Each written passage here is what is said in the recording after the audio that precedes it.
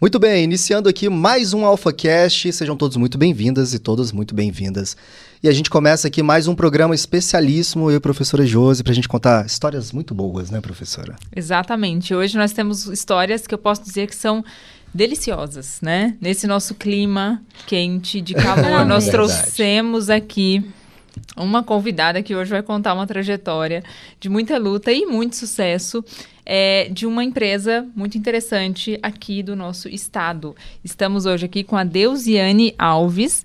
E para a gente começar, vou começar perguntando, tá, Breno? Para ela, sobre como é que foi essa ideia de que a gente, quando é pequeno, já sabe o que é da vida, às vezes já tem uma ideia do que eu quero ser quando crescer. Eu acho que você já tinha uma ideia, você já pensava que ia chegar nesse ponto onde você chegou. Conta um pouquinho quem era essa Deusiane aí na infância e como é que ela chegou até aqui. Então, na verdade, esse sonho aí eu não tinha tanto, porque como que eu vou dizer, o lugar onde eu vivia, a situação que eu vivia não me possibilitava ter grandes sonhos, né? Eu sou do interior do estado, sou de Novo Brasil, venho de uma família humilde, meus pais trabalhavam na roça, braçal, meus irmãos também foram assim. Eu fui a única que não precisei ir para a roça, mas ainda passei por uma situação financeira difícil. Não nos faltavam o que comer, mas assim, a gente não tinha luxo, era difícil eu pensar num futuro muito promissor para a minha vida. Você achou que você ia continuar trabalhando lá e morando lá? Eu pensava, mas também pensava assim que eu queria ser diferente, um pouquinho diferente. Eu não queria ir fazer como os meus irmãos fizeram, né? Aí eu pensei, quando eu terminei o ensino médio lá, eu ainda tive a oportunidade de estudar o meu ensino médio todo, sem ter que interromper, que os meus irmãos várias vezes teve que interromper para acompanhar o meu pai nos trabalhos, né? E eu não precisei, eu sou a caçula da família, e eu estudei e vim para Goiânia pensando assim, em estudar e trabalhar, porque eu tinha que fazer as duas coisas, né? Aí eu vim com 17 anos, já comecei a trabalhar, comecei um cursinho. De início eu falava que eu queria fazer arquitetura, mas assim, eu nem sabia direito o que era arquitetura, eu achava o nome bonito. Ah, você sabia desenhar essas coisas? Não, Não, achava o nome bonito, mas é isso que eu falo, eu não tinha assim muita perspectiva assim. Uhum. Aí quando eu cheguei, eu comecei a trabalhar, trabalhei 15 anos numa madeireira, comecei lá como telefonista, depois eu fui para o caixa, depois eu fui para o cadastro, depois eu fui para o financeiro. Eu lembro de quando eu cheguei lá para fazer a entrevista, ela me falou assim,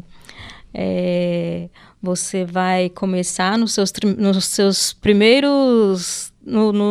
até o terceiro mês, você vai ganhar um salário. Depois eu vou te passar para um salário e meio. E eu, nossa, um salário e meio?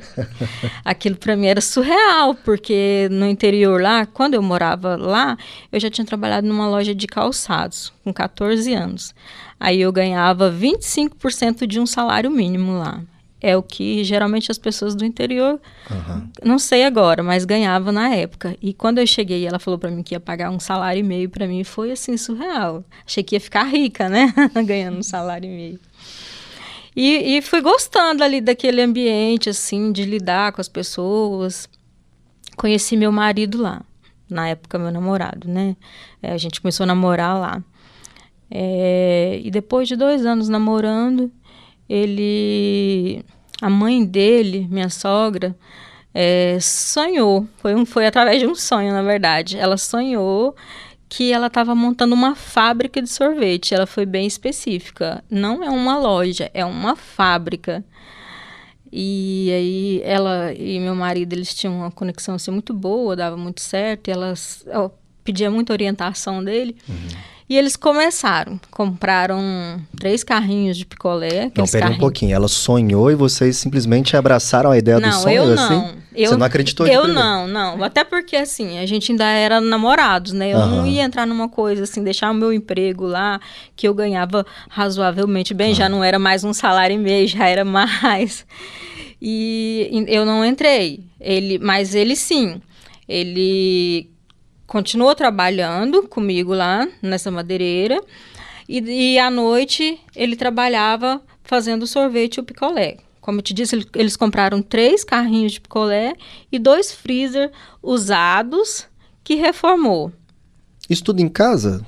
Na cozinha da minha sogra. Muito bom. Na cozinha... Já tinha nome ou não? Ela falava em sorvete goiano. Ele não quis contrariar. Ela já falava. Foi o primeiro nome que apareceu. Será que veio no sonho também? Eu lembro... Não, acho que não. Mas eu lembro que na época eu até falei assim, sorvete goiano vai te limitar muito, porque se vocês querem crescer, meu marido, ele era bem ambicioso, sabe? Ele falava assim, eu quero crescer muito. E eu já era mais comedida, assim. Aí eu falei, sorvete goiano eu acho que vai limitar, porque se você quiser ir para outros estados e tal, não vai dar certo sorvete goiano. Mas ainda assim, minha sogra foi firme no sorvete goiano. E aí, a gente casou, ele continuou lá, ele saiu do emprego e ficou só na parte da sorveteria. Foi melhorando, assim, não tanto, mas melhorando.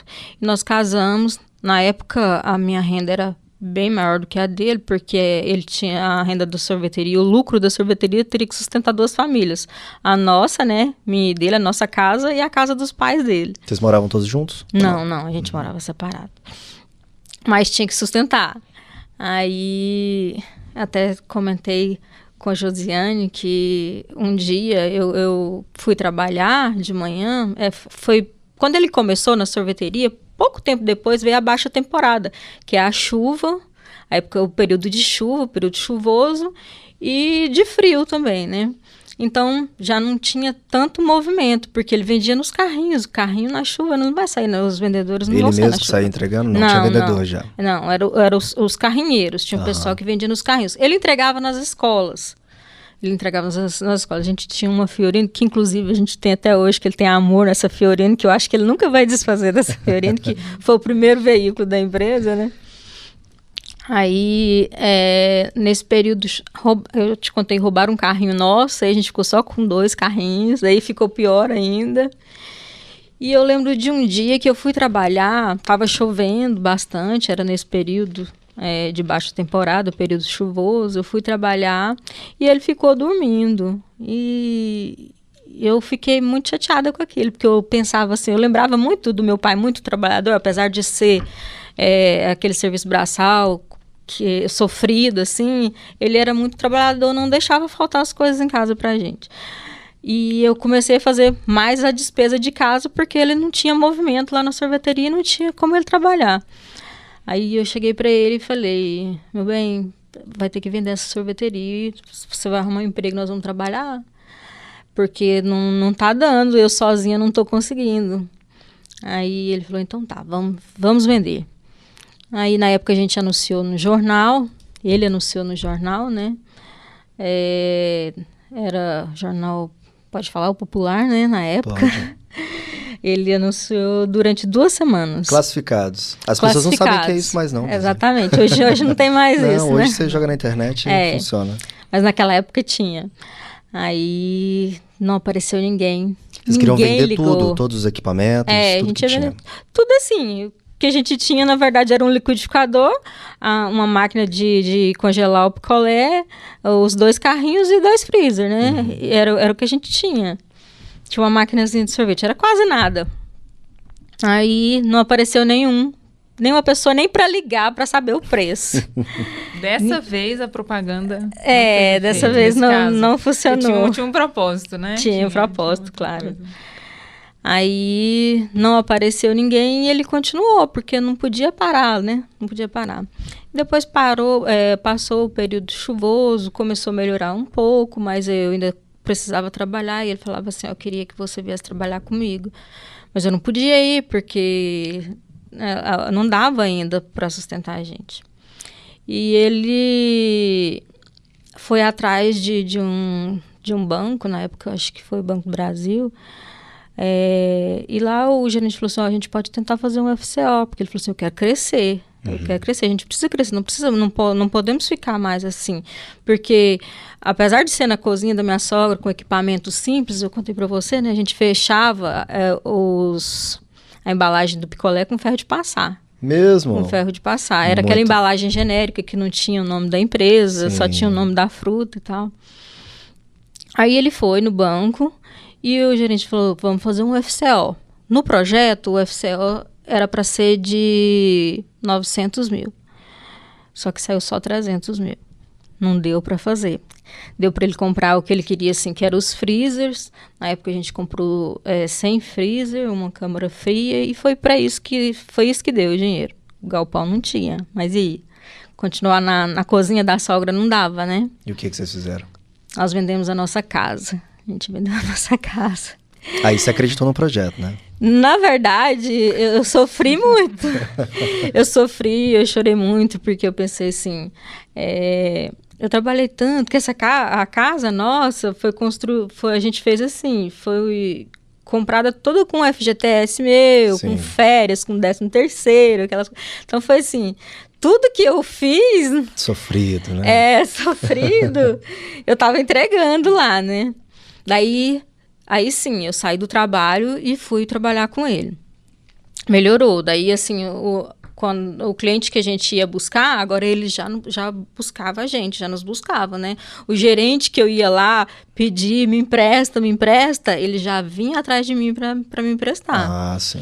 Aí foi melhorando, e a gente construiu o galpão, e a gente trabalhava na época, a gente tava na moda frutos do cerrado, né?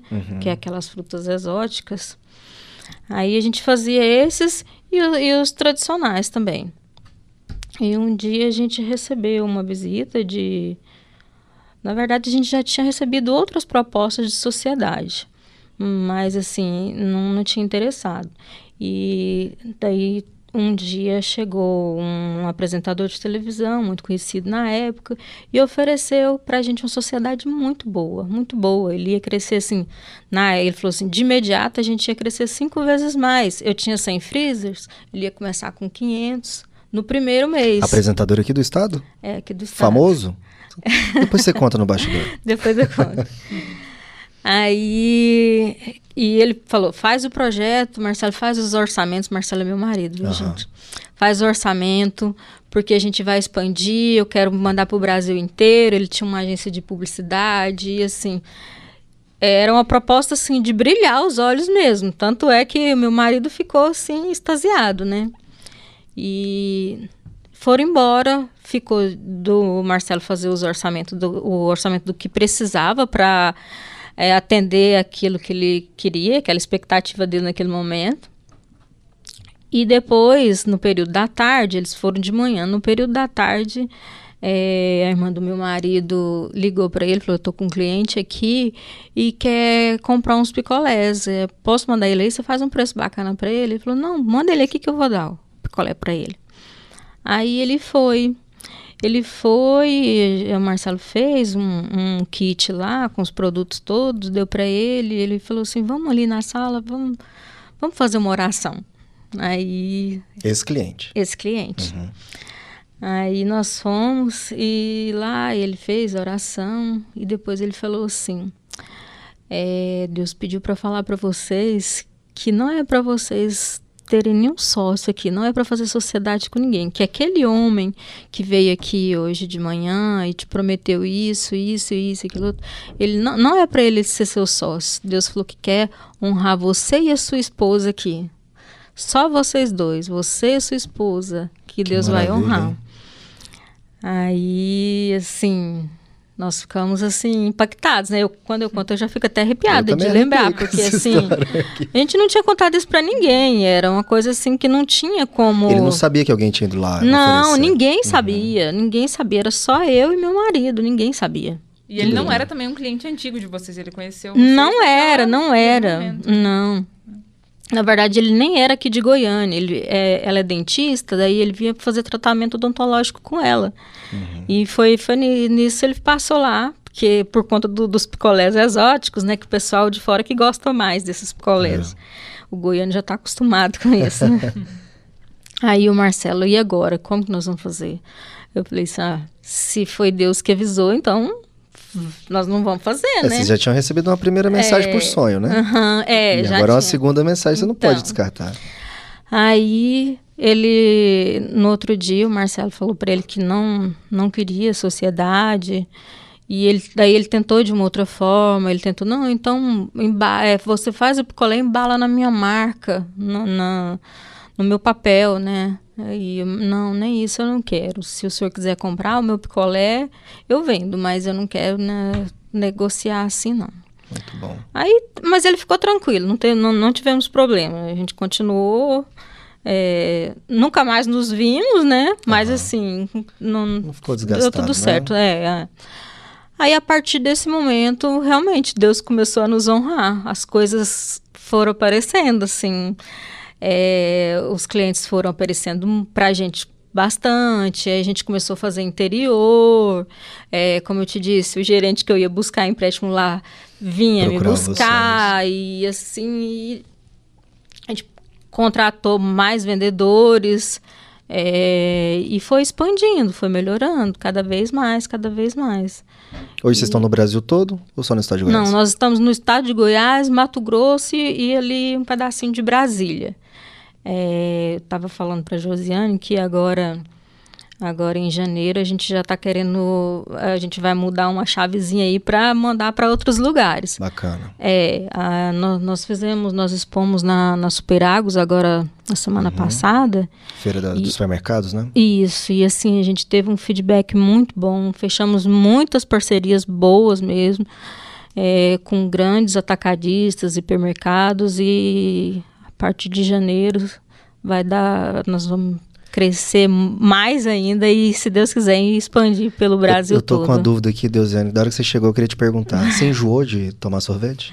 Pior que eu não enjoei. Você acredita que eu não enjoei? Toma sorvete todo dia? Foi ao contrário, porque eu não gostava. A gente fabricou açaí também, né? A gente faz o açaí também. Eu não gostava de açaí, passei a gostar do açaí. Muito bom. Eu não gostava do cupuaçu, passei a gostar do cupuaçu. Então, é difícil de enjoar, né? Sorvete é maravilhoso, né? Sorvete para qualquer momento. Né? E o nosso produto, ele é um produto bom, que a gente faz com frutas mesmo, selecionadas. A gente tem uma câmara fria lá muito grande, só de polpas de frutas mesmo. O nosso leite vem lá da roça, que a gente vai lá e busca, pasteuriza, deixa ele arrumadinho. É produto excelente. Faz toda a diferença. E você tinha contado para mim, justamente, né, no bastidor, que às vezes os seus concorrentes nesse segmento, você sente que não tem muito aquela agressividade de concorrente, né? É muito parceria. Como é que se atribui, assim, ao sucesso da empresa, né? A gente sabe que a gente está num mercado, né? O clima, né? Muito favorável. Sim. Aqui. Mas, fora isso, como é que você lida com isso? Porque tem outros concorrentes. Cada dia eu acho que deve ser um mercado que também chegam novos. O que aconteceu, assim, o que acontece para que você consiga se manter bem no mercado e com esse relacionamento bom até com quem é seu, né, Na verdade, a gente vê os concorrentes, como as pessoas falam, como parceiros mesmo. Inclusive, a gente tem várias fábricas aí que são amigos nossos mesmo, de frequentar a nossa casa, assim. Isso vem mais do meu marido, porque antes eu achava que era concorrente, que toda hora ele estava querendo assim... Sempre quer alguma coisa. Mas meu marido falava o contrário, ele falava assim, não, eu vou ajudar ele, porque um dia se eu precisar ele me ajuda. E foi assim, daí já teve inclusive sorveteiros assim que falava assim, não, eu não gosto do Marcelo lá do Sorvete Goiano, e depois através de um outro sorveteiro veio a ser nosso amigo também e parceiro nisso. Acontece muito, nessa época agora, principalmente nessa época de alta temporada, às vezes falta muito a matéria-prima, embalagem, o pessoal não dá conta de atender. as fábricas não dão conta de atender todo mundo, né?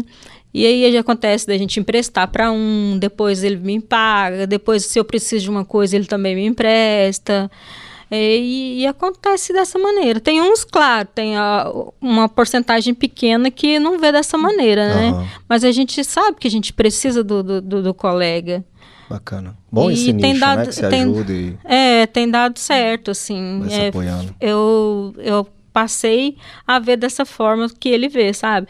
Já aconteceu até um episódio, pouco tempo agora, que uma empresa também de sorveteria pegou fogo no galpão deles.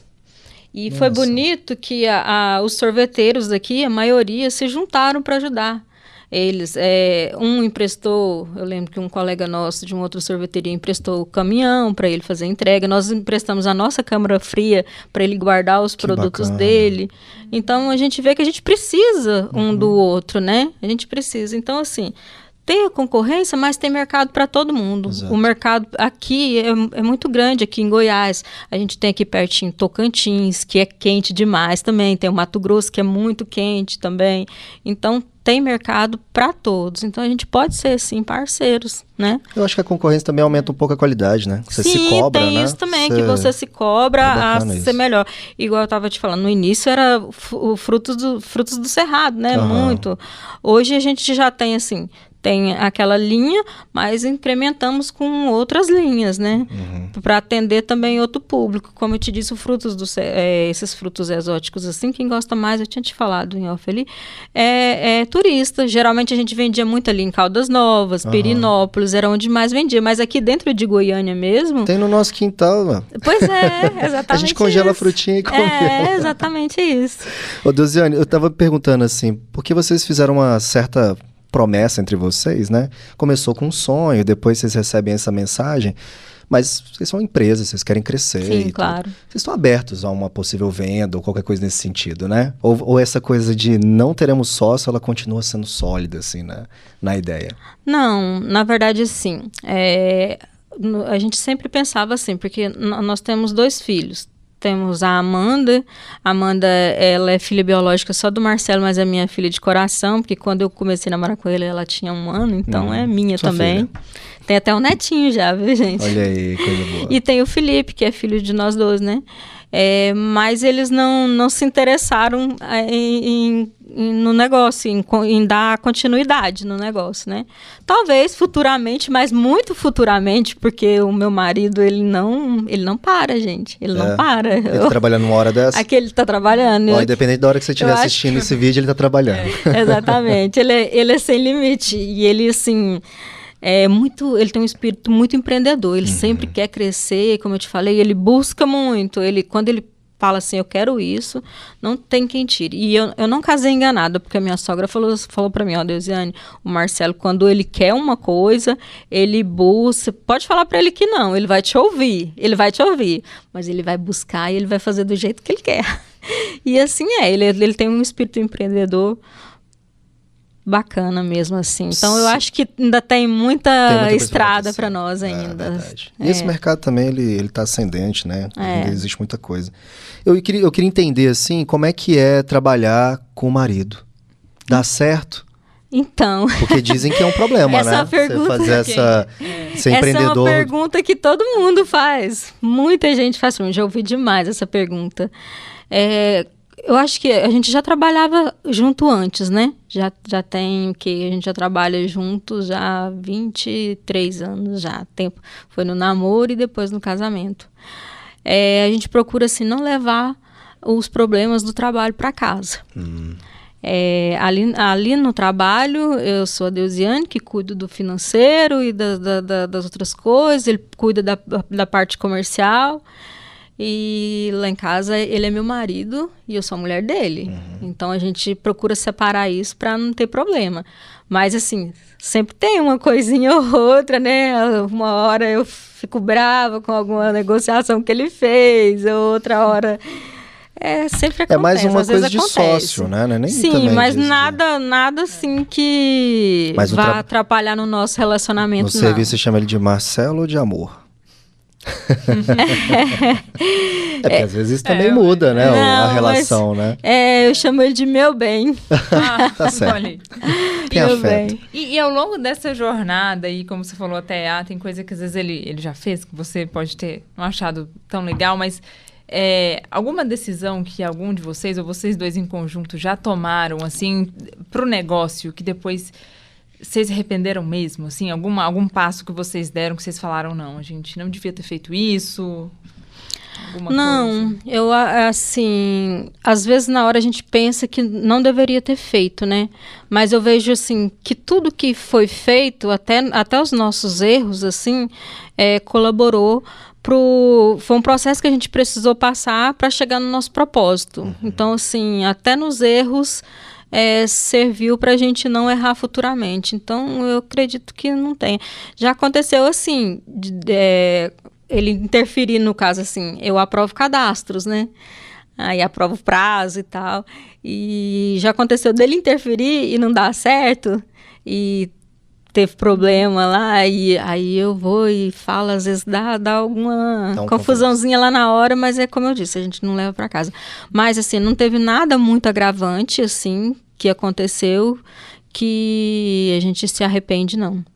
Eu acho que tudo colaborou mesmo. Foi um processo que a gente tinha que passar para chegar no nosso propósito. E se não teve arrependimento, o que você acha que foi, assim, sabe? Aquele passo, o principal, assim, que vocês tiveram que fazer? Segredo do sucesso. O segredo. A gente quer o segredinho do sucesso. Vocês já mostraram que vocês foram ousados, né? Porque a venda da casa então uma coisa atípica, séria. que é receber uma mensagem, essa coisa que te motiva. Você não no começo, né? Mas o que você acha que foi o start de vocês? Na verdade, assim, né, a gente começou, foi um processo, assim, sofrido, doloroso, a gente precisou passar por ele. Depois veio a segunda etapa, que foi de expansão, que a gente precisou passar por ela também. O start mesmo, eu acho que foi nesse momento, onde o Marcelo falou, não, vem trabalhar comigo que agora nós vamos crescer. Nós vamos crescer. Que foi na época que eu falei que eu tive que vender minha casa, né? Aí, nisso, a gente fez toda essa situação aí para dar certo, para expandir. E depois veio a fase, assim, de consolidação. Hoje, assim, graças a Deus, todo mundo que a gente fala conhece Sorvete Goiano, todo mundo que experimenta a prova, porque... o segredo mesmo é um bom produto, né?